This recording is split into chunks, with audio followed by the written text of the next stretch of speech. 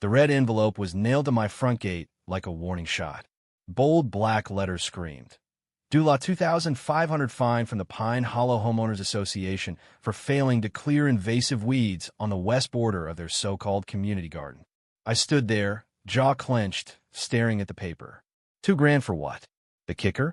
That land wasn't theirs. It was mine.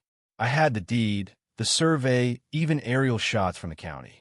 They'd been squatting on my property for 6 years, planting tomatoes, selling melons, acting like they owned the place. And now they had the nerve to fine saw for not tending saw land? Oh, hell no. If they wanted to play dirty, I'd play smarter and a whole lot meaner.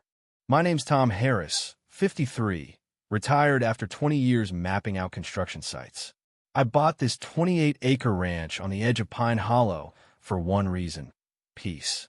Wide skies, open fields, maybe a few rescue dogs and horses to keep me company. What I didn't sign up for was an HOA that thought peace was a 4-letter word. They hated my gravel driveway, my old tractor mailbox, the deep blue roof on my barn apparently. It wasn't approved taupe. They sent letters, glossy rule books, even a color chart like I was decorating a daycare.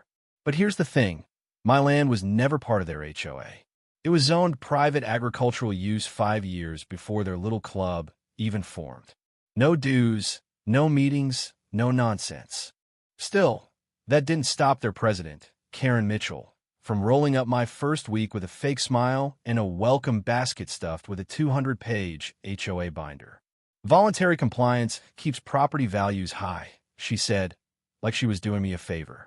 I handed it back and said, "My values are just fine, thanks." That's when the letters turned to warnings, then complaints, then fake fines. I ignored them. I might want to pick fights unless someone swings first. But then I saw tire tracks snaking through the trees behind my shed. Curious, I followed them and found it. A garden the size of a football field. Fence plots, corn rows, a compost bin, even a shed. HOA folks in sun hats strolled around like it was their backyard. One even waved at me. I waved back, dumbfounded. That night, I checked my survey. That garden was smack on my west acre. I gave Karen the benefit of the doubt, brought it up politely. She smirked, all condescending.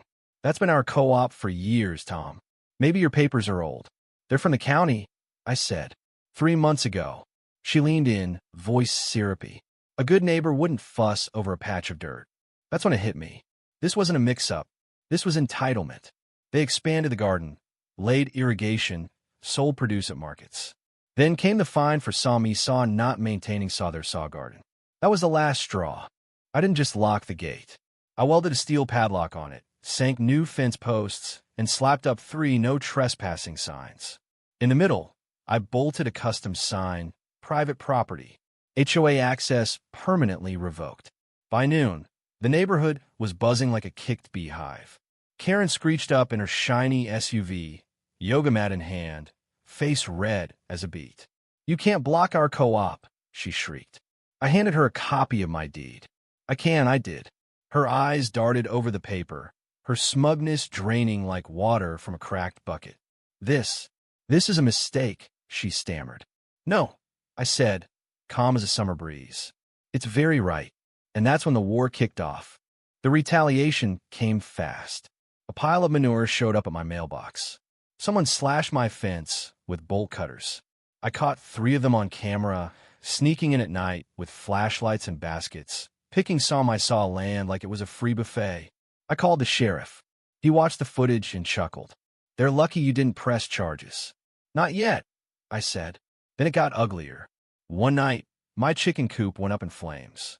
I ran out of my boxers, boots half on, dragging a hose, but it was too late. 2 hens gone, coop half burned. The fire chief found a starter brick by the wall. "Got cameras?" he asked. "Uploading to the sheriff now," I said. Karen showed up the next day, smug as ever. "This land fight will ruin you, Tom. We have lawyers, influence." I leaned in. "You already tried zoning. You lost." Her eyes widened. She hadn't expected me to know. Then they cut my water line. My horses went thirsty, my dogs panted. I found a pair of gloves by the pipe, the same kind every HOA gardener wore. That was it. I posted the footage online, Facebook, YouTube, Every HOA horror story group I could find. It blew up. Thousands of VYUs, comments pouring in, even lawyers offering to help. I wasn't alone anymore. The internet had my back. Local news picked it up, then regional stations, even a state blog on property rights. Karen lost it, firing off cease and desist letters like confetti. Didn't work. At an emergency HOA meeting, members turned on her. "You said he gave Sauce the land," one shouted. Then came a bombshell. A guy named Mike, a former board member, showed up at my porch with a signed affidavit VYT. "Karen forged the land use forms," he said. "Told us you'd cave, eventually." My lawyer, Sarah, nearly did a cartwheel. We sued for Due Law 125-000, unlawful land use, arson damages, emotional distress. Karen hit back, claiming I saw was harassing saw, that my VY-DAOs tanked their reputation, that I faked the sabotage for clout. But we had EVY Denke. Time-stamped. Ironclad. Then they pulled their boldest move. They tried to annex my land into the HOA. Filed a public motion with the zoning board, claiming their garden gave them community growth rights. I walked into that hearing in boots and jeans, Karen in a power suit with a foot-high stack of papers. I didn't need a stack. I just said, "This is theft." The room erupted. The public voted. Motion denied, unanimous. I thought it was over. Then someone poured gasoline around my barn one night.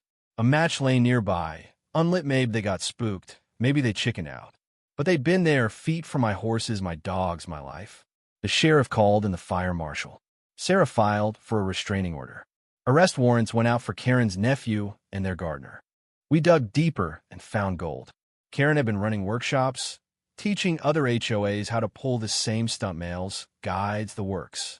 A week later, Agent Carter from a national HOA oversight bureau knocked on my gate. "Your case," he said, "is going to rewrite state policy. You're not just a rancher, Tom. You're a warning." Karen got 16 months probation, banned from HOA boards for life. Her face hit the front page. The garden queen who got too greedy.